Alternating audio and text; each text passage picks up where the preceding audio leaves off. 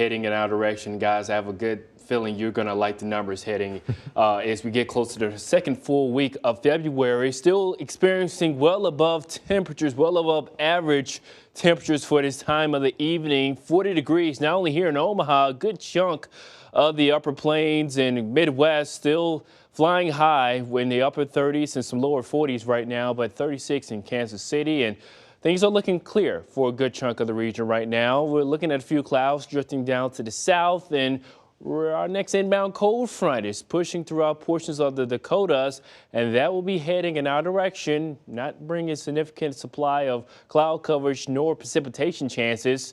Just some gusty winds is something we have to look forward to for your Sunday morning. But low temperatures early around daybreak. A few clouds out there, light southeast breeze, but nevertheless still looking at temperatures around the mid to lower 20s, 25 degrees in Omaha. We're looking at a 25-degree morning glow in Red Oak. Same thing out in Kristen. But here's this cold front I was just speaking of as we get closer to your Sunday morning around mid-morning beyond. Any brunch plans, hold on to your hats out there. You may want to have brunch indoors because we're looking at those temperatures maintaining in the upper 20s and 30s, but the wind gusts will be right out of the northwest, gusting as high as 30, sometimes 45 miles an hour with the arrival of this front beginning to back off as we get closer to the afternoon hours. But that will be the biggest thing we have to track all throughout the first part of your Sunday, especially around noon. Overall, we'll have a high temperature around 41 degrees, and many locations will be hovering slightly cooler than what we had this afternoon compared to the mid-50s. 43 in Lincoln. We're looking at a high of 39 in Norfolk. Red Oak, only a high of 42 or partly cloudy skies. Now, as I was mentioning earlier to Alex,